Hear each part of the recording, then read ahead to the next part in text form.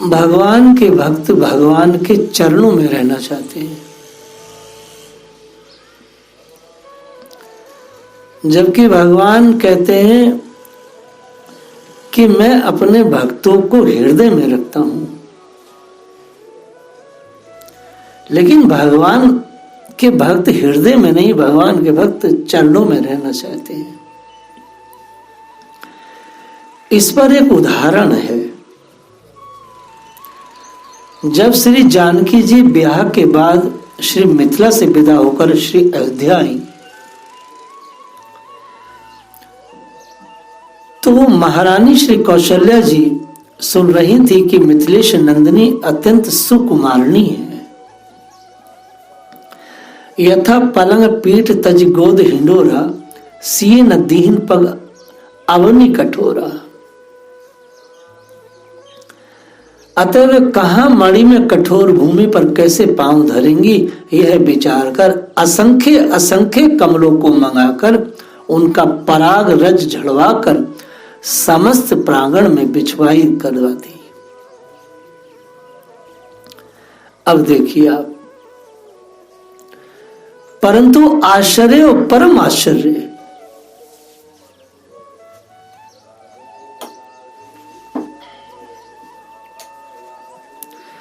जब श्री जानकी जी पालकी से उतरी तो पराग रज पर पांव धरने पर भी वे बार बार अपने से चरण कमलों को उठाती और धरती। माता कौशल्या ने जब यह देख लिया और ये बार बार ऐसा कर रही हैं,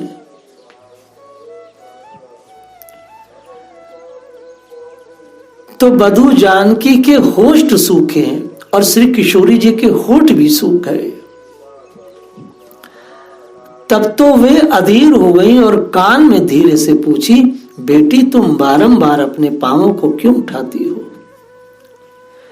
तथा तुम्हारे ओष्ठ क्यों सूखे हैं? जानकी जी ने कहा, माता जी यह पराग रज मेरे चरण तल में गढ़ती है, अतः मैं बार बार पांव उठाती हूं। और ये जो आपकी दासी है जो दूर खड़ी है, ये बहुत देर से टकटकी लगाकर मेरे मुख की ओर देखती है।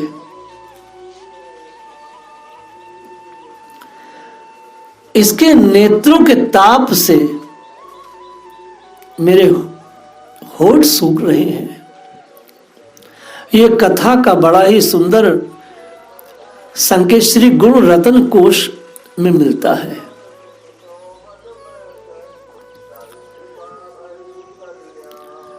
तब अत्यंत हैरान से श्री कौशल्या जी ने पूछा, बेटी तब तुम रहोगी कहां?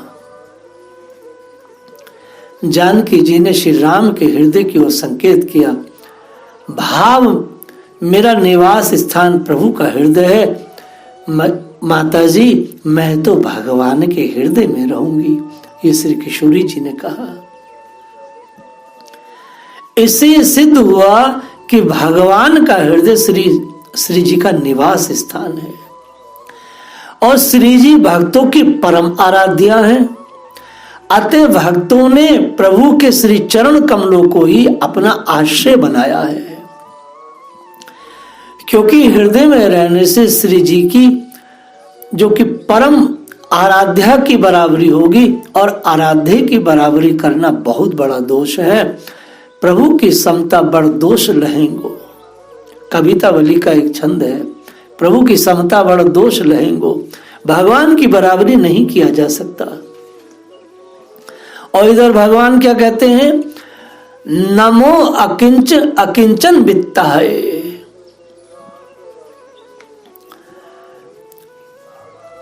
भगवान समेट समेट कर अपने हृदय में भक्तों को, उर्धारी भक्तों को अपने हृदय में रखते हैं। अब भगवान ने कहा भी है, अनुज राज संपत्ति विदेही, देहे गहे परिवार सनेही, सब मोहि प्रिय नहीं तुम्हि समाना, मर्षा न कहूं मोरी है बाना। भक्त भगवान के धन हैं, इसलिए भगवान का नाम ही पड़ गया है अकिंचन वित्त। नमो अकिंचन वित्ताय, भागवत जी के प्रथम स्कंद के में ही भगवान ने ऐसा कह दिया, नमो अकिंचन वित्ताय। सुखदेव जी ने बोला है भगवान है भक्त धन के लोभी, असज्जन मन उर बस कैसे, लोभी हृदय बसे धन जैसे। भगवान भक्तों के लोभी हैं। अभी तक आप कथा के श्रृंगार की बात सुन रहे थे, आप भक्ति के श्रृंगार की बात सुन रहे थे।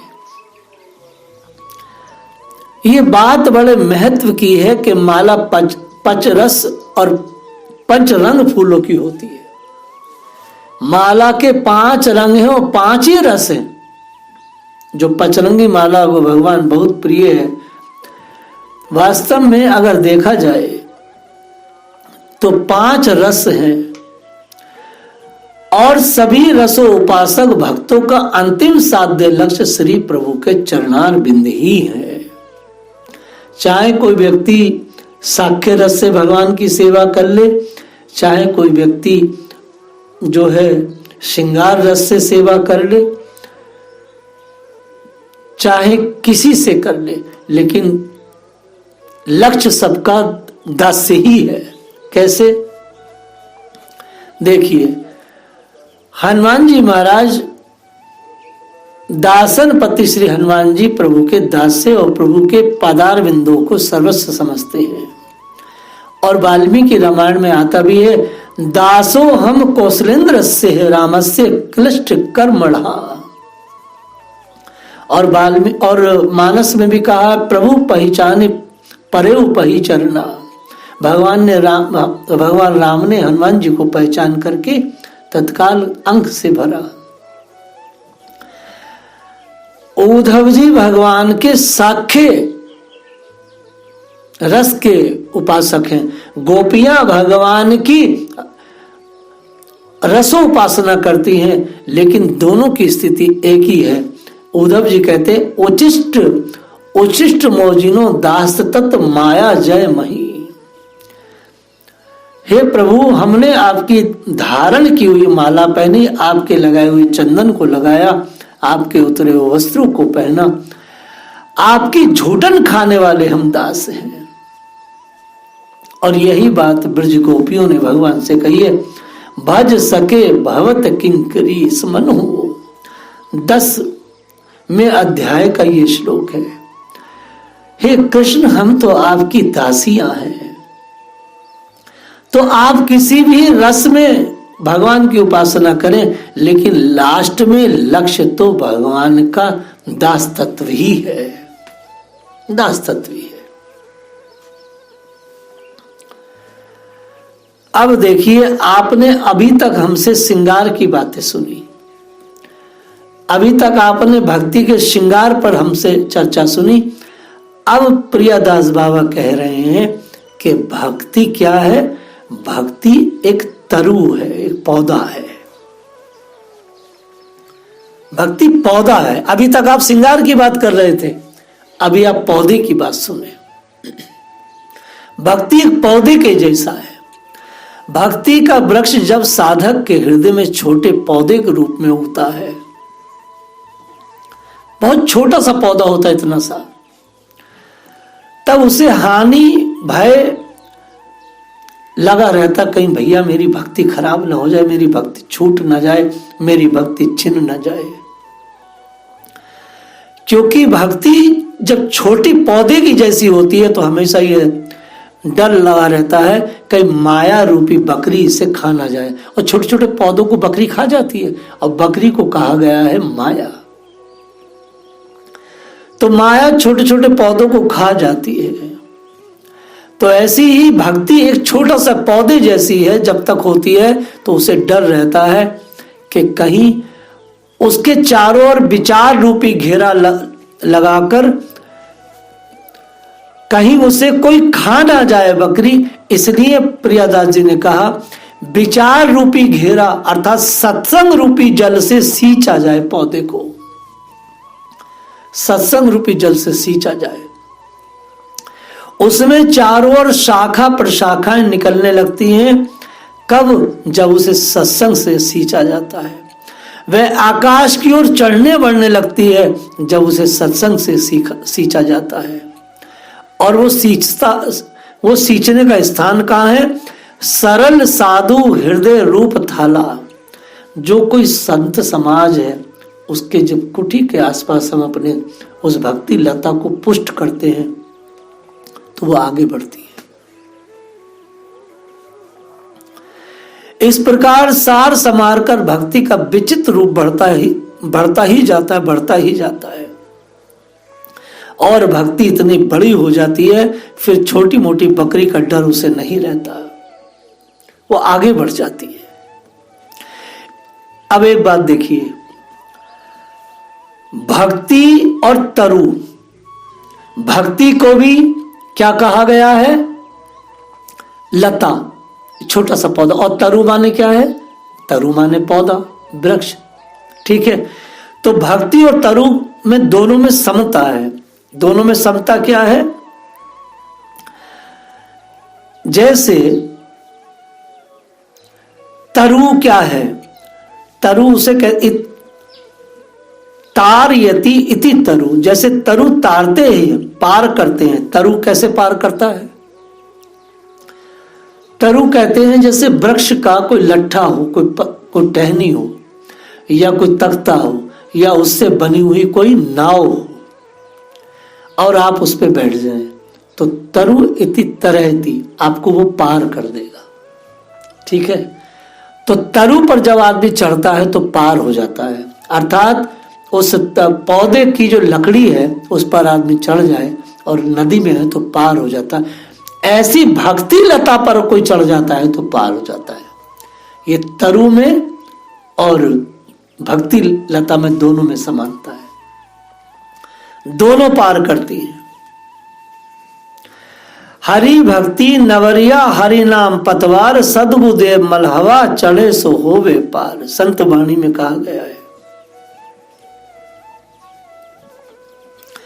भगवान ने कहा भी ये गीता में, यदि कोई अतिशय दुराचारी भी अनन्य भाव से मेरा भक्त हुआ, मेरे को निरंतर भजता है तो साधु ही मानने योग्य है। क्योंकि यथार्थ निश्चय वाला, अर्थात उसने भली प्रकार निश्चय कर लिया है कि परमेश्वर के भजन के समान कुछ भी नहीं है, इसलिए वह शीघ्र धर्मात्मा हो जाता है, सदा रहने वाली परम शांति को प्राप्त होता है। वास्तव में बात बड़ी सुंदर है। वृक्ष और भक्ति दोनों में पक्षपात शून्यता तथा सबके प्रति समता है। वृक्ष में सबके प्रति समता है और भक्ति में सबके प्रति समता है।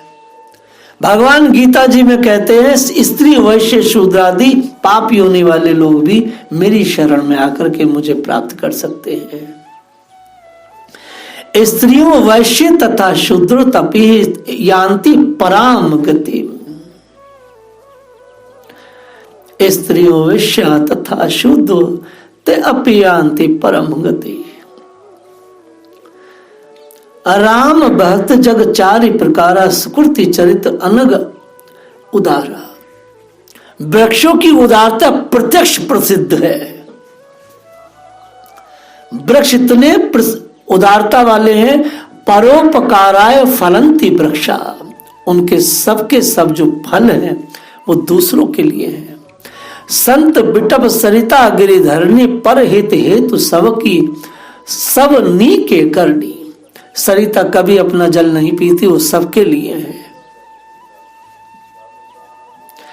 जैसे तरु फलवान होते हैं वैसी केशव भक्ति भी फल रूपा है। भक्ति में फल लगते हैं।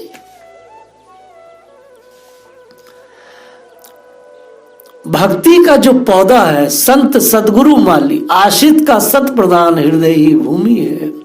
मंत्र बीज है, जैसे बीज मंत्र में गुप्त रहता है उसी प्रकार मंत्र हृदय में गुप्त रहता है।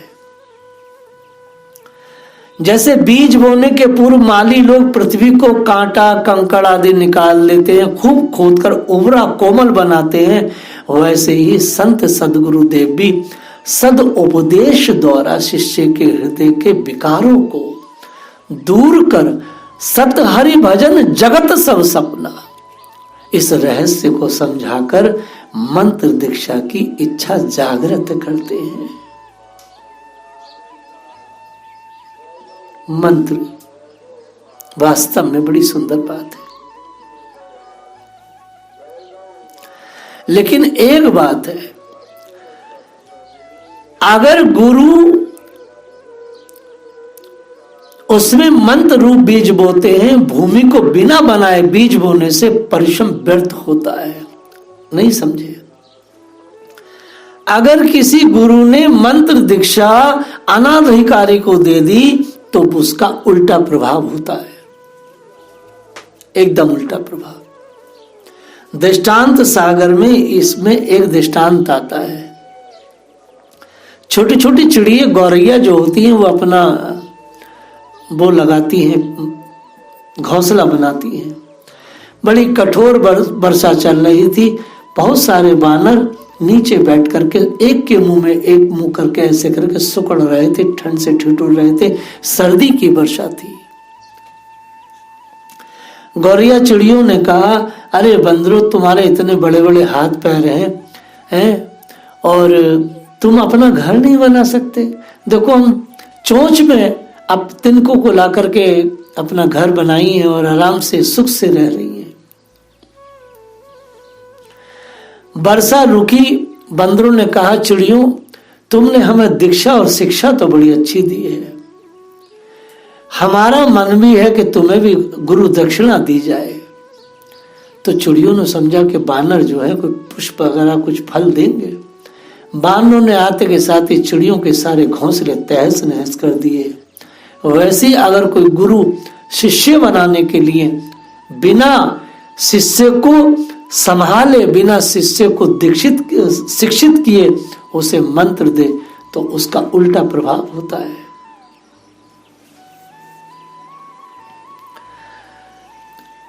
मंत्र देने से पहले उसको 20 साल मांझना पड़ता है। अगर अपने नालायकों को मंत्र दे दिया, अगर अपने नालायक को तत्व दे दिया तो नालायक कभी उस तत्व का लाभ नहीं उठा सकते।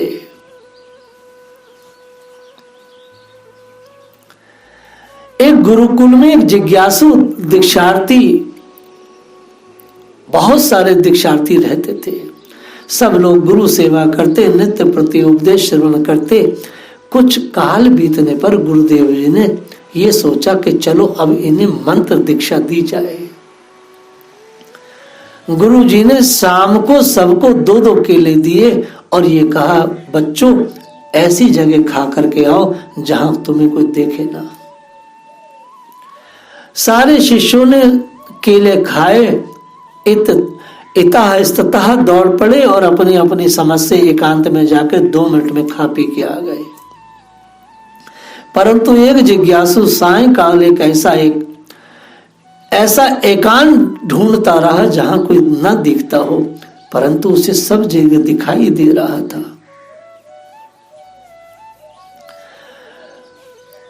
तो दोनों केले हाथ में लिए गुरुजी के पास आकर प्रणाम किया। गुरुजी के पूछने पर आपने केले क्यों नहीं खाए? तो गुरु ने जब केले खाने का निर्देश दिया था तो ब्रह्म को सर्वव्यापक एवं सर्वत्र दृष्टि को कारण बताया था कि संसार में सब जगह ब्रह्म व्यापक है, वो हमें देख रहा है। और इस उपदेश को देते के साथ ही गुरुजी ने केले दिए कि भैया खा के आओ। जो ज्ञान दिया था गुरुजी ने उसकी परीक्षा तत्काल लेनी चाहिए। अभी तो ज्ञान दिया है और ज्ञान देते के साथ ही केले दिए कि जल्दी से खा के आओ। तो उसने कहा, गुरुजी आपने जो उस समय केले देने से पहले जो प्रवचन दिया था कि ईश्वर सर्वव्यापक है, हमें देख रहा है, तो मैंने उसका अनुभव किया, अभ्यास किया। गुरुजी मुझे कहीं एकांत नहीं मिला। गुरु जी ने सबको सेवा में लगा दिया और उसको मंत्र दीक्षा दिया। तो जब तक शरीर इस योग ना हो मंत्र दीक्षा के, तब तक मंत्र दीक्षा अगर ले भी ले तो फलीभूत नहीं हो सकती, फलीभूत नहीं हो सकती। इसलिए कोई भी सच्चा गुरु तत्व नहीं देता किसी को, तत्व तो खोजना पड़ता है, और पूर्ववर्ती आचार्य गण आपको सपने में वो तत्व देंगे, तत्व नहीं देते। तो भक्ति एक लता है। इससे पहले हमने कहा भक्ति का श्रृंगार, और भक्ति के बारे में, भक्ति एक लता है। तो उस लता को किस तरह पाला जाए, इस पर थोड़ी सी आज हम लोगों ने चर्चा किया। जय श्री राधे।